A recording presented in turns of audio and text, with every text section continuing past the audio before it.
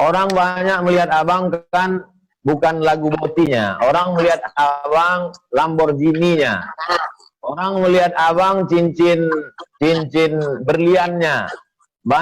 Banyak orang melihat setelah sukses. Sampai ada anak ospek kuliah itu, dia tulis cita-cita jadi Hotman Paris Utapia.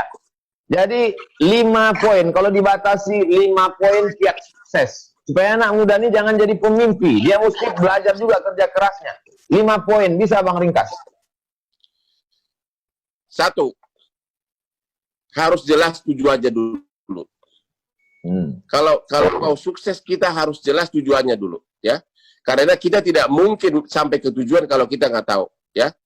Yang kedua adalah nyali. Nyali adalah salah satu pokok penting modal sukses. Tanpa ada keberanian akan susah sukses. Yang ketiga adalah kalau seperti kata si pendiri Facebook, ya, persisten, ya, persisten. Artinya ngotot gitulah, ngotot, ya, ngotot terus menerus, ya. Yang keempat tentu kerja keras. Yang keempat kerja keras. Yang kelima adalah socialize, mengenal, membina relasi. Itulah 5 inti pokok dari yang saya terapkan selama ini. Yang dulu tidak ada rasa, sekarang jadi rasa percaya diri. Jujur aja Pak Ustadz, saya memakai berlian ini bukan untuk pamer, tapi saya datang ke tempat rapat dengan dasi mahal, semua orang tahu bermerek, dengan cincin berlian yang kadang satu berlian ini 6 miliar, orang kita itu menjadi apa? Namanya itu self-confidence, convincing, ya.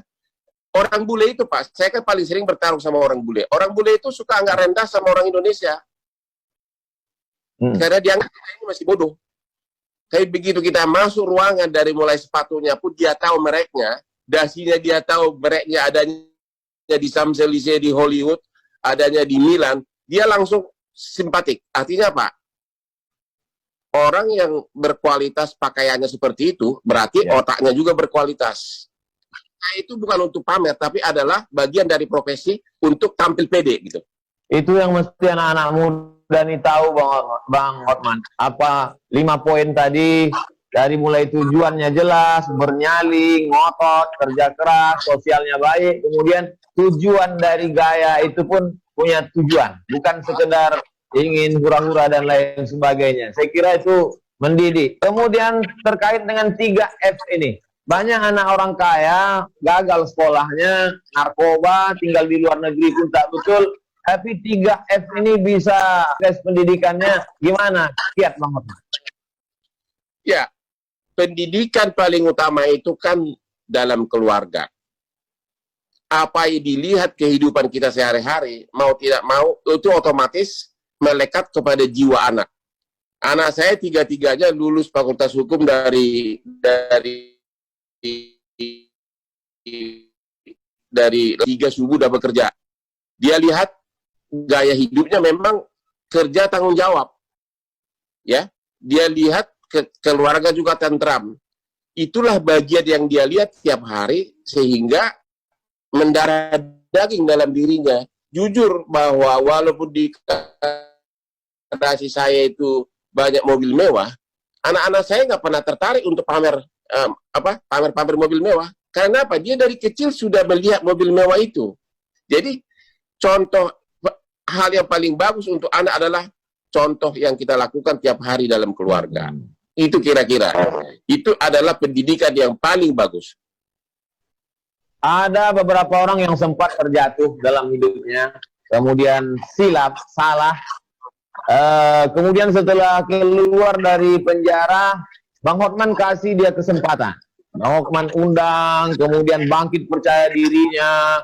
Kemudian mungkin bagi sebagian orang lain sudah mencap dia, sudah menjudge. Itu apa motivasi Bang?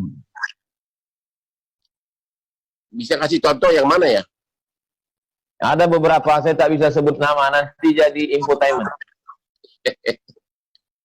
Ya bagi saya bahwa manusia kan bisa berubah, ya. Masa lalunya itu tidak perlu kita persoalkan, Tapi kalau kita sudah yakin bahwa kepribadiannya bisa berubah, ya kenapa tidak? Kadang-kadang justru orang yang, terutama kalau dia intelektual, kalau dia masuk penjara, justru orang kayak gitu yang bisa lebih dipercaya karena dia tidak mau lagi melakukan hal yang sama 2 kali. Ada banyak kasus Bang Hotman, dari mulai Nazarudin sampai JIS. Di antara semua kasus itu apa yang paling berkesan? Oke, yang paling berkesan dalam hidupku adalah waktu krisis moneter tahun 98, waktu itu masih Presiden Soeharto, di mana saya ditunjuk oleh Bambang Triatmojo.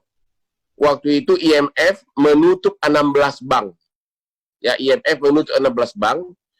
Di situ saya 2 minggu duduk tiap hari dengan Bambang Triatmojo, anak sulungnya Presiden, sebagai pengacaranya. Saya bersama-sama dengan Adnan Buyung, Oce Kaligis.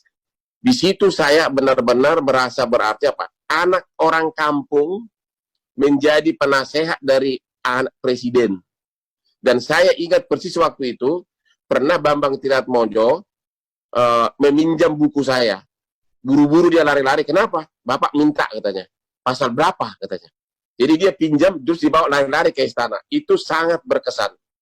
Kalau mengenai kasus-kasus, kalau kasus bisnis di Indonesia ini hampir semuanya keluar presidennya melalui kantor saya. Banyak benar kasus-kasus raksasa yang saya pegang dengan ide-ide out of the box bisa menang.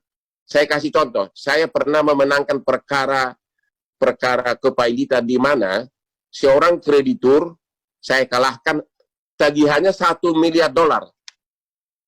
Tapi jaminannya adalah tambang di perut bumi. Pertanyaannya adalah, boleh nggak swasta menjaminkan kekayaan di perut bumi? Waktu itu kasusnya saya menang melawan puluhan pengacara bule hanya dengan pelajaran kita waktu SD. Pasal 33 Undang-Undang Dasar 45 bahwa bumi, kekayaan dalam negara di perut bumi adalah milik negara.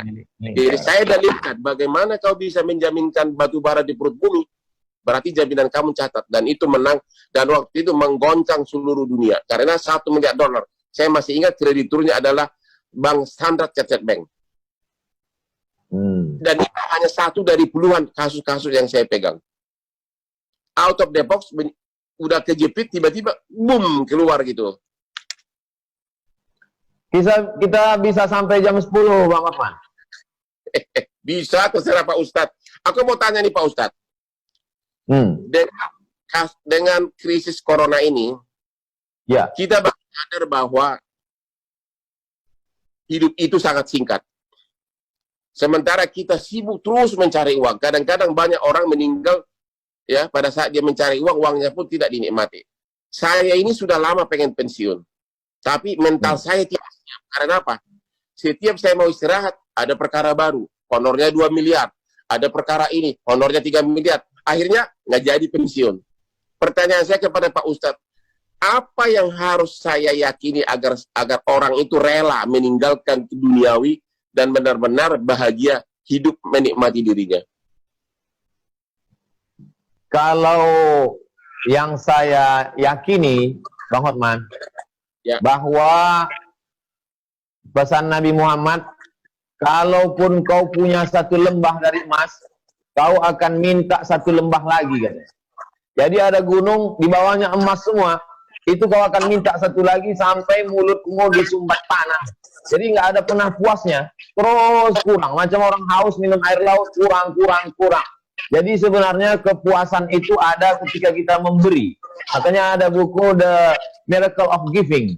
Jadi ketika dia memberi, dan saya lihat itu ada pada Bang Hotman, ketika Abang memberi beras, memberi sembako, saya kira Abang sudah menikmati itu. Jadi ketika memberi itu diperbanyak, orang akan menemukan kebahagiaan. Kebahagiaan yang tidak semu. Karena ada kebahagiaan ketika kita dapat, dia kemudian kering. Tapi ketika orang menemukan kebahagiaan yang tidak semu itu, itulah kebahagiaan yang sesungguhnya. Tapi dia rasa. Tidak semua orang bisa menceritakan apa yang dia rasakan. Dan apa yang Abang rasakan pun belum tentu bisa Abang bahasakan. Karena bahasa terlalu miskin untuk menceritakan tentang rasa. Nah, saya jadi puitis pula jadinya depan Bang Hotman. Tapi itu benar. Bang Hotman sudah punya semuanya. Lalu kemudian apakah Bang Hotman bahagia? Gimana jawabannya? Belum bahagia. Karena itu tadi, mau pensiun ragu-ragu. Mau pensiun ragu-ragu. Begitu mulai kerja lagi, pusing lagi pemikiran. Ikut lagi terjun kepada masalah. Sehingga never ending story. Itulah yang saya tanya, bagaimana meng-cut off, ya udah that's enough. Tapi susah. Anak saya 3, semuanya pengacara muda. Saya perlu bimbing juga, karena pengacara itu tanpa jam terbang, tanpa benar-benar bekerja nanganin kasus, susah menjadi ahli. Orang boleh bergelar profesor doktor, tapi belum tentu bisa bikin surat kuasa, belum tentu bikin surat gugatan. The only way adalah dengan jam terbang yang tinggi. Itulah yang saya nggak bisa tinggalin. Tapi bahagianya ya semu.